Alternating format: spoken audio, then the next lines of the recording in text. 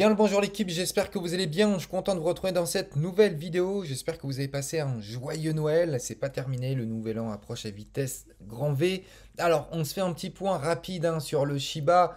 De plus en plus de holders, une capitalisation boursière à la hausse, un volume d'échange en 24 heures à la baisse. Mais on reste vraiment sur quelque chose de positif, sincèrement, puisqu'on a d'excellentes nouvelles. Moi-même, j'ai du mal à y croire comme on va pouvoir le constater dans plusieurs articles, c'est que le Shiba est devenu plus populaire que le Bitcoin et le Doge en popularité. Voilà. Et moi personnellement, je sais pas pour vous, mais je trouve ça dingue parce que là, on n'est pas en train de parler de petites crypto-monnaies. On est en train de parler du Bitcoin, la locomotive de toutes les crypto-monnaies. Le Shiba est quand même devant en termes de popularité, mais quand même devant quoi. Ensuite, on a le Doge, ensuite on a le Cardano, ensuite on a l'Ethereum en cinquième position, et on a un Bitcoin qui a la deuxième position et un Shiba à la première position, alors que de base, enfin c'est pas de base, c'est que c'est le cas, il est quand même à la treizième position, le Shiba. Et là, en classement de la popularité, position, mais moi je trouve ça dingue. Enfin, je sais pas pour vous, mais c'est là où on voit que effectivement il y a un potentiel de dingue. Franchement, il y a un énorme potentiel quoi. Là, pareil sur CoinMarketCap, le Shiba est la crypto-monnaie la plus consultée en 2021 sur CoinMarketCap. Enfin, mais c'est juste un truc de dingue, quoi. Qui aurait dit que ce serait le Shiba? Alors oui, ça pourrait être le Cardano, oui, ça pourrait être l'Ethereum, oui, ça pourrait être le Bitcoin. Mais là, on est vraiment sur une crypto-monnaie vraiment à fort potentiel. Maintenant, quand on voit les statistiques, clairement ici, il y a eu un rebond, souvenez-vous, c'était Kraken. Ça, là, ici, c'était le listing de, de Kraken. Bon, il y a eu un rebond, hop, ça a corrigé. La tendance baissière continue, d'accord. Là, effectivement, on est sur une tendance baissière, clairement. Bon, là, il y a eu un rebond en cette fin d'année. Peut-être une légère correction, si vous voyez un petit peu, une légère correction. Et ensuite, ça repart à la hausse. Attention, c'est encore trop tôt pour prononcer retournement de tendance. C'est beaucoup trop tôt encore. Mais en tout cas, là, ce qui est flagrant, c'est que oui, effectivement, c'est monté, ça a légèrement corrigé et ça repart à la hausse. Moi, je pense qu'on va finir l'année personnellement. Je pense qu'on va terminer l'année au-dessus des 4000. Je pense, encore une fois, je ne suis pas devin, c'est un avis perso. Mais en tout cas, là, avec ce léger rebond, on a toutes les raisons d'y croire. On a toutes les raisons d'y croire. Mais on est toujours sur une tendance baissière. Ok, pour l'instant, il n'y a pas de retournement de tendance. Là, depuis un an, il a pris quand même 68 millions de pourcents. Alors maintenant, il y a deux types de personnes. Il y a les personnes qui vont dire, oui, mais 68 millions de pourcents, ça y est, c'est fini, c'est trop. Voilà, ça va s'arrêter là. Et il y a un autre type de personne qui va dire, oui, mais attends, s'il a déjà pris 68 millions de pourcents, il est plus à quelques millions de pourcents près, quoi. Moi, personnellement, je vous le dis, s'il fait 90 millions de pourcents, je serais pas choqué. Et attendez, il en a déjà fait 68 millions. Donc, pourquoi est-ce qu'il pourrait pas faire maintenant 90 millions de pourcents? Il y a juste 20 millions de pourcents à rajouter. Enfin, voilà, enfin, euh, c'est- clairement, c'est pas impossible. Maintenant, effectivement, on voit qu'on a eu un retracement sur le trimestre à peu près de 55%. On a vu que son plus haut, il était monté à 7000, 8000, à peu près 8000. Et là, effectivement, oui, quand il est descendu pratiquement au plus bas, il avait retracé de 70%, 75%. Et au moment présent où je vous parle, il a retracé de 55%. Voilà. Donc, pour effectivement atteindre son ATH, comme on dit, donc son plus haut, il faudrait effectivement avoir une hausse à peu près équivalente de 55%. Mais vu comment c'est parti, je suis absolument pas inquiet. On va y venir. Dites-vous bien que, au vu du nombre de pièces en circulation, on a quand même pris 68 millions de pourcents. Ça, c'est quelque chose à prendre en compte. En parallèle, il y a un burn qui est en cours depuis maintenant plusieurs mois. Bon, ça avance doucement, mais comme on dit, doucement mais sûrement. Mais prenez en compte que avant, il n'y avait plus forcément de burn.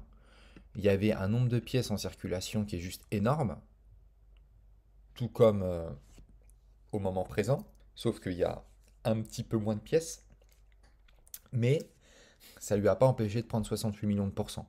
Donc moi je pense que atteindre, claquer 1-0 voire 2-0, c'est pas impossible. Franchement, au vu de son évolution, je vois absolument pas pourquoi ce serait impossible. Alors oui, il y en a qui vont parler de capitalisation boursière, etc. De toutes ces choses-là. Oui, je suis d'accord avec vous dans l'ensemble. Mais il y a un burn en parallèle, ça prendra peut-être un peu de temps. Mais quand on voit la hausse spectaculaire, pour moi, prendre 20 millions, 30 millions de pourcents en plus, euh, voilà, je pense qu'on n'est plus à ça près, concrètement. Vous me parlerez peut-être du Bitcoin, par exemple, qui a pris 20 000 pourcents. Ok, 20 000 pourcents, le faire passer à peut-être 1 million de pourcents. C'est ouf, c'est quasiment improbable. C'est pas impossible. Bon, là, on voit déjà que s'il a déjà fait 68 millions de pourcents, c'est pas impossible de monter encore plus haut. Surtout qu'on a encore 4-0, quoi. Donc voilà.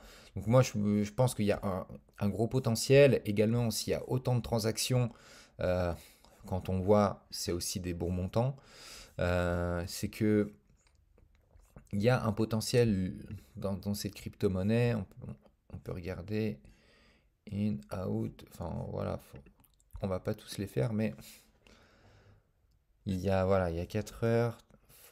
Enfin, on voit quand même que il y a de l'échange, quoi. Il y a de l'échange. Et ça, personnellement, c'est plutôt pas mal. Alors, il n'y a pas que du Shiba, il y a d'autres crypto-monnaies. Donc, moi, ce site, il est pas mal du tout. Je l'aime bien, ce site. Franchement, je l'aime bien. Il y a beaucoup d'informations. Alors, j'aime bien CoinMarketCap aussi, mais les informations sont très similaires. Et surtout, là, le graphique, il est beau.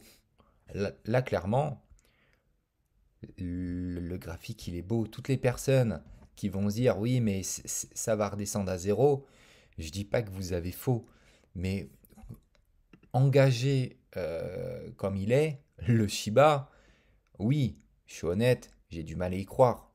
Vous pouvez me contredire, vous pouvez dire ce que vous voulez, on a chacun notre avis personnel, ça c'est une chose.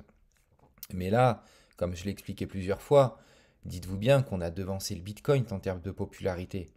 Le Bitcoin, quoi. On n'est pas en train de parler du Cardano, on parle du Bitcoin. Et c'est juste un truc de dingue. Quelle autre crypto-monnaie? Essayez de réfléchir 2 minutes. Quelle autre crypto-monnaie a devancé pardon, une fois le Bitcoin en termes de popularité? De mémoire, jamais. Jamais. Même l'Ethereum l'a pas fait. Le Cardano non plus. Même le Doge ne l'a pas fait. Et là, on a un Shiba qui est passé premier. Voilà, sans compter que voilà, c'est la crypto-monnaie la plus consultée de CoinMarketCap. Donc voilà l'équipe, donc cette vidéo prend fin. Franchement, très très positif. Le Shiba, très très positif. Il y a plus de points positifs que de points négatifs. Clairement, là, je ne sais pas comment on pourrait dire le contraire. Là, ce qui est super encourageant, c'est ce rebond-là. Je ne sais pas si vous le voyez, mais ici, on est monté à 388. On est redescendu à 365. Et là, ça remonte à 386. On se dirige, on se dirige vers les 4000. Et si ça casse les 4000, c'est prometteur. C'est prometteur justement pour aller chercher le palier d'au-dessus. Et ça, franchement, sincèrement, ce serait tip top. Donc voilà, on patiente. Le début d'année, ça commence à reprendre. Le marché, il est cyclique. Moi, au fur et à mesure des années, j'ai pu constater qu'en fin d'année, ça chute le dernier trimestre et que l'année suivante, le premier, le deuxième trimestre, ça commence à remonter. Euh, en fonction des années, bien entendu, hein, c'est très volatile, c'est jamais identique. Mais ça n'empêche que le marché reste cyclique. Vous regardez sur l'année 2017, 18, 19, 20, 21, le marché en début d'année et en fin d'année est quand même relativement assez cyclique. Donc voilà, j'ai hâte de voir ce que nous réserve cette année 2022 point de vue des crypto-monnaies. Si vous avez des questions, des remarques ou des suggestions, n'hésitez pas dans les commentaires. Un petit like, ça fait toujours plaisir. N'hésitez pas également à vous abonner. Et le plus important, c'est d'activer la petite cloche pour ne pas louper la prochaine vidéo. Et sur ce, je vous dis à très bientôt. Ciao, ciao!